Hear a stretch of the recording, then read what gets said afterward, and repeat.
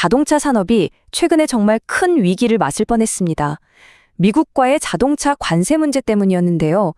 자칫하면 우리 경제 전체가 휘청일 수도 있었던 이 긴박했던 상황을 어떻게 넘겼는지, 그리고 앞으로 우리는 뭘 준비해야 하는지 오늘 속 시원하게 한번 짚어보겠습니다. 우선 이 위기가 어떻게 시작됐는지부터 봐야겠죠? 그야말로 날벼락 같은 소식이었습니다.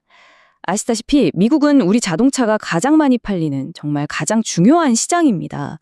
그런데 바로 그 시장에서 우리 차에만 엄청난 세금을 물리겠다, 이런 이야기가 나왔으니 보통 심각한 일이 아니었던 거죠.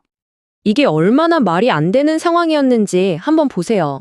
우리의 가장 큰 경쟁자인 일본이나 독일 차에는 15% 관세를 매기면서 유독 우리나라 차에만 25%를 물리겠다는 겁니다. 이건 뭐 똑같이 달리기를 하는데 우리 선수 발에만 10kg짜리 모래주머니를 채우고 뛰라는 거랑 뭐가 다릅니까? 시작부터 불리한 싸움이었죠. 그래서 나온 액수가 정말 입이 떡 벌어지는 8조 4천억 원입니다. 정말 만약에 관세가 부과됐다면 현대차와 기아가 한 해 추가로 내야 했을 세금입니다. 일본, 독일 경쟁사들보다 훨씬 무거운 짐을 지고 뛰어야 하는 거죠. 이건 단순히 기업 하나의 문제가 아니라 우리 경제의 기둥인 자동차 산업 전체가 흔들릴 수 있는 엄청난 위기였습니다. 정말 아찔한 상황이었는데 다행히도 이 위기를 헤쳐나갈 돌파구가 마련됐습니다. 아주 어렵고 힘든 협상 끝에 그야말로 극적인 합의를 이끌어낸 거죠.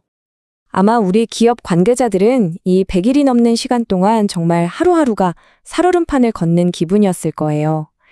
다행히 힘겨운 줄다리기 협상 끝에 합의가 딱 이루어졌고 우리를 옥죄던 관세의 불확실성이 상당 부분 사라졌습니다.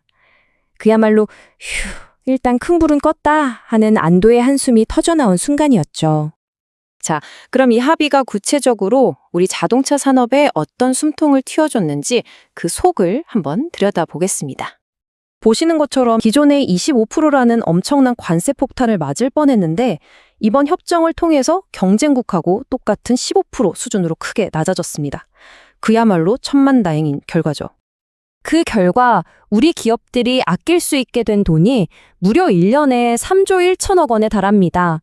하마터면 8조 4천억 원을 더 낼 뻔했는데 그중에서 이만큼을 덜어내게 된 셈이니 정말 다행스러운 결과가 아닐 수 없습니다. 협상이 타결되자마자 당사자인 현대차그룹에서는 이런 입장을 내놨습니다. 정부에 감사드린다. 이제 품질과 브랜드 경쟁력으로 내 실을 더 다지겠다. 이게 무슨 뜻이겠습니까? 결국 이제 관세 같은 외부 변수에 휘둘리지 않고 우리 본연의 실력으로 정면 승부하겠다는 자신감을 보여준 거죠. 자, 그런데요. 여기서 다행이다 하고 끝날 문제가 아닙니다. 위기는 넘겼지만 우리는 이제 완전히 새로운 현실을 마주하게 됐습니다.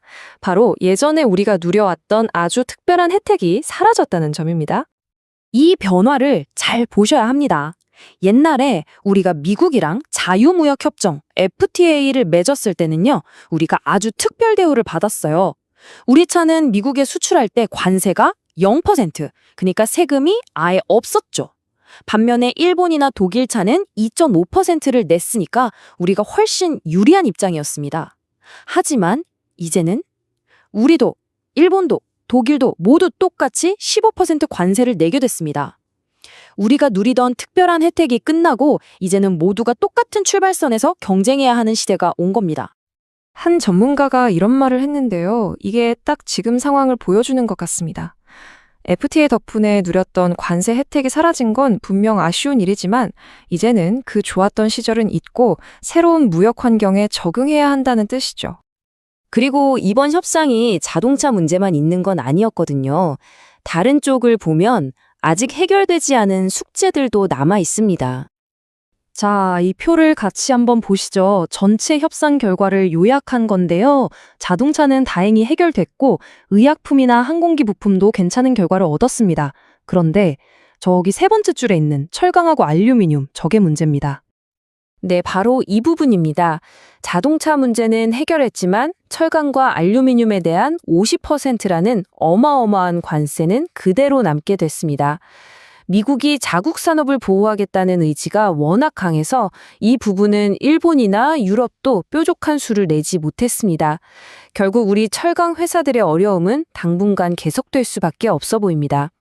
그러니까 이번 협상으로 가장 급한 불은 껐지만 동시에 우리는 완전히 새로운 출발선에 서게 된 겁니다. 과거의 혜택에 기댈 수 없는 오직 실력으로만 승부해야 하는 시대가 본격적으로 시작된 거죠.